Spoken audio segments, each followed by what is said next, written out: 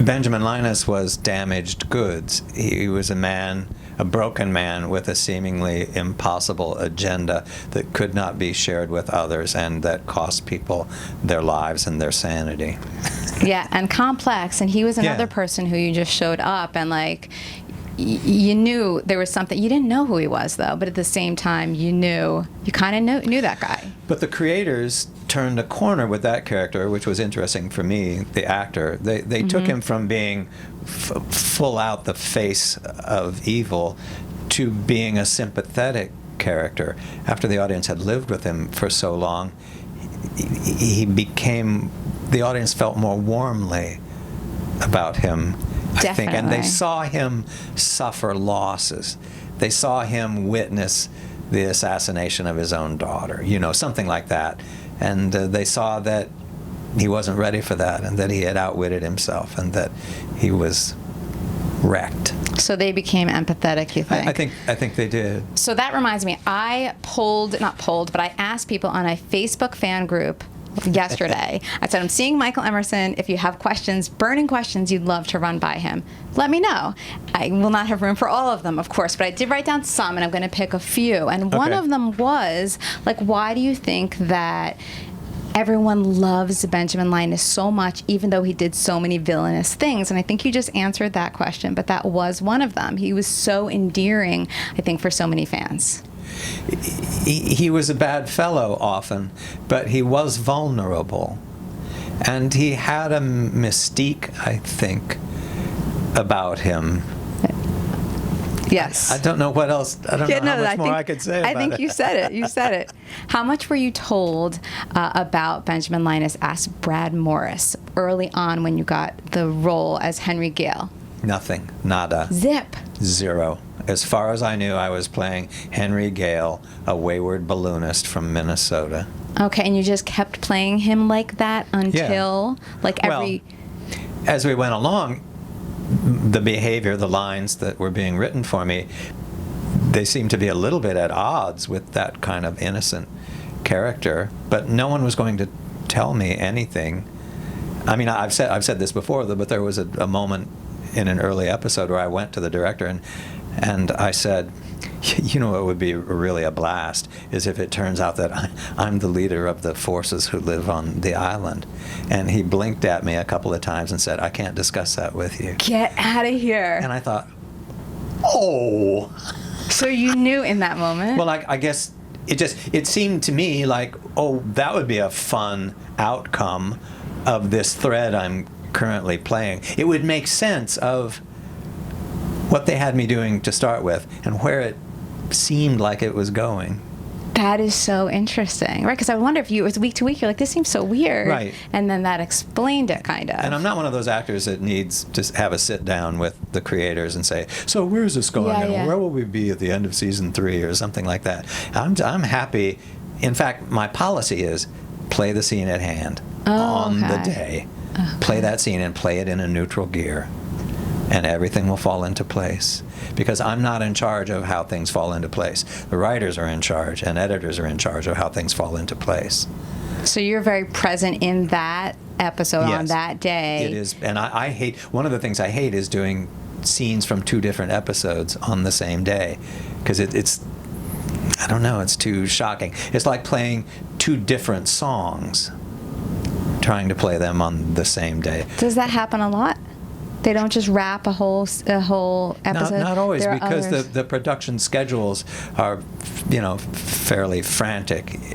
They're tight. Yeah. And often the last day of episode 1 will be the first day of episode 2. Right. Or they may overlap even more than that. And then if some scenes didn't get shot, you may have to make them up later on.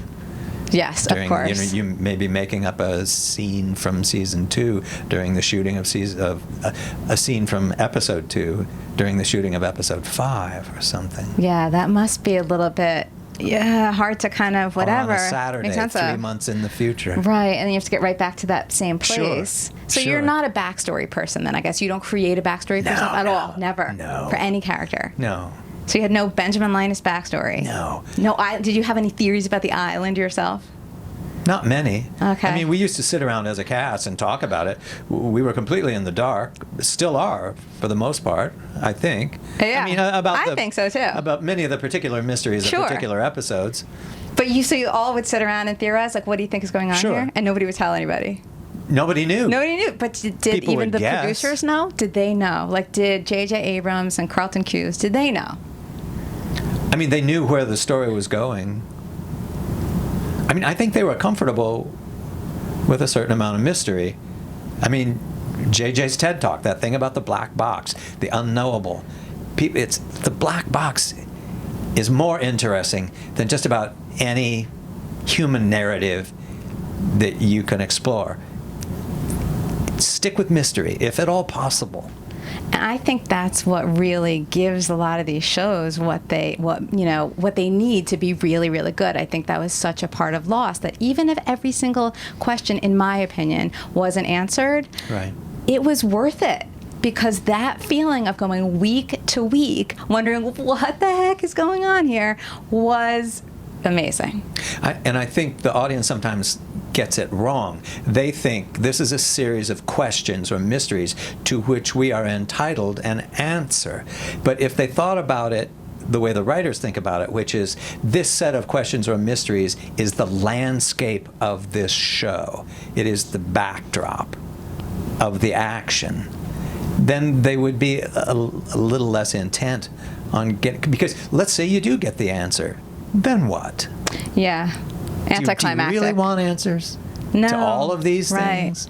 And really, in life, you don't have answers to everything either. Thank you for saying that. That's right. So true. We all have to learn how to live with that too, and it does kind of keep life interesting, because similarly, in life, would you want to know everything?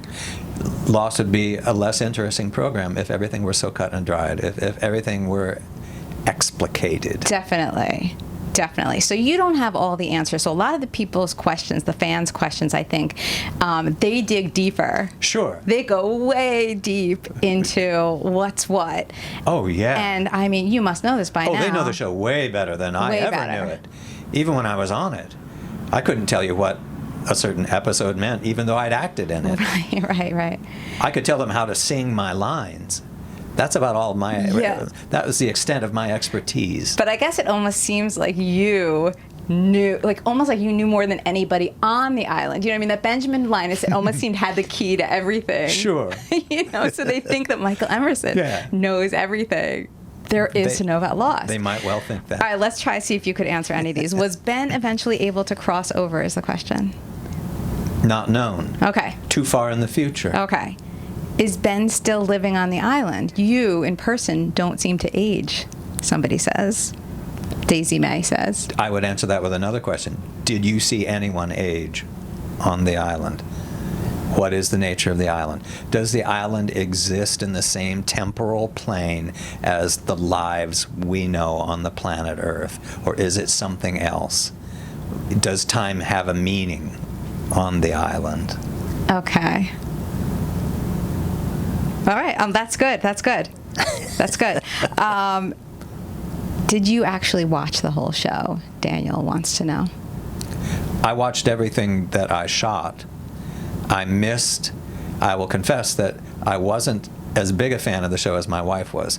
She saw. Your wife is Carrie Preston. Yeah, she saw all of season 1. I didn't see all of them. To this day, I think there are probably a couple of episodes of season 1 that I've never laid eyes on. Okay, so I just realized something when you said Carrie, because she was on The Good Wife. I knew I brought up The Good Wife for some reason, and then I forgot in the middle of it. So Carrie, of course, your wife, was Elsbeth. Elsbeth Tassione. On The Good Wife, also a great character. A crazy character. For sure. Wonderfully different, yes.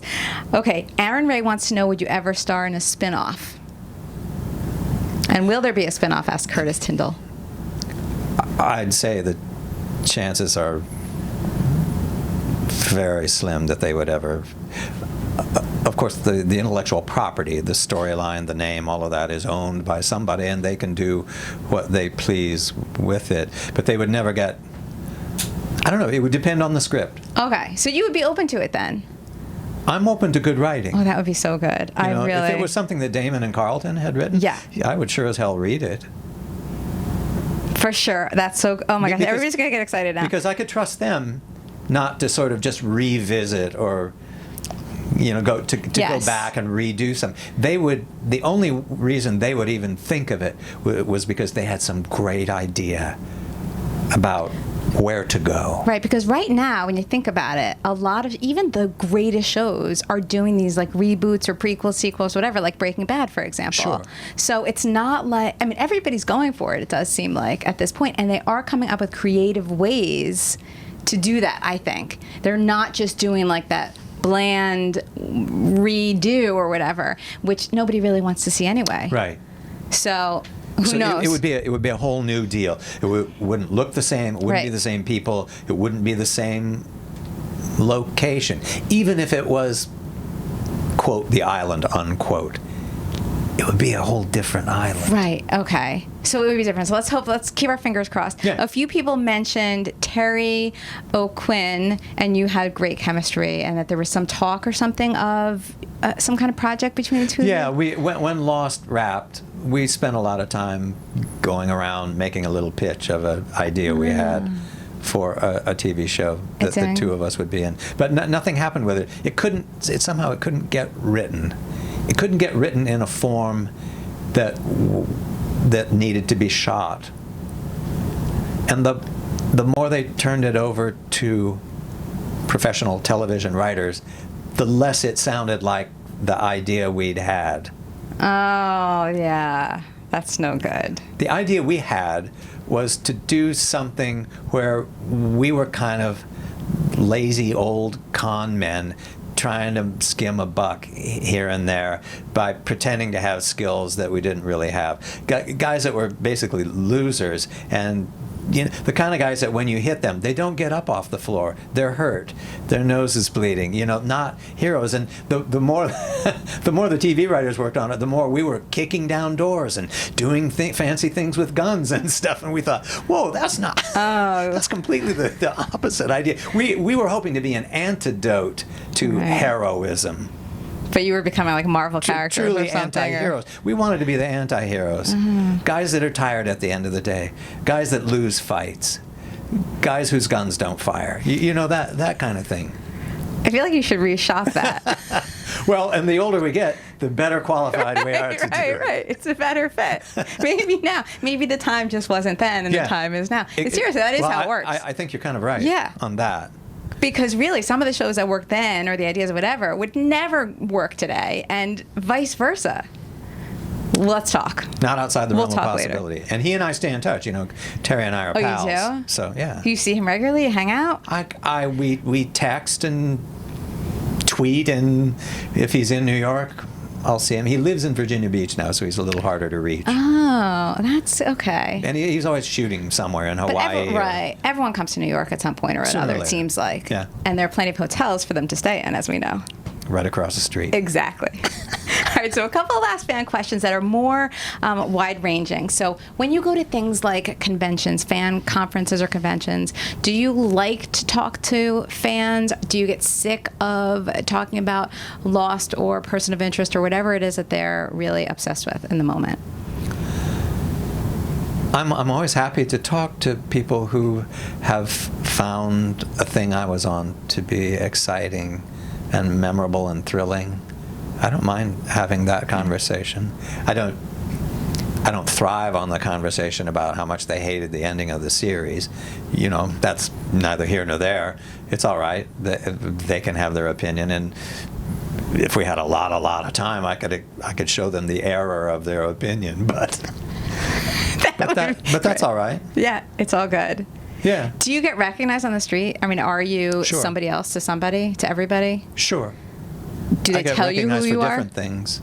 No, so I have to guess. When I see people lock eyes with me and they're coming toward me and they're doing this, I think, okay, is this a lost person or a person of interest person? Often it breaks down by age. Okay. If they're younger, it's more likely to be lost. It is. And because people are still watching that now, right? Even who didn't watch it when it was actually first airing. Oh, yeah. Right? Is it on Netflix now? No. I don't know. It's available on a number of platforms. And people that were toddlers when it was on are now binging on it, and so it's generations now of viewers who are excited about it in this present moment. Right. Do you have like a hat or something that you put on when you don't feel up for that? I have hats. I wear a lot of You hats. want to describe what they look like so everybody can be on the lookout for those? Of course not.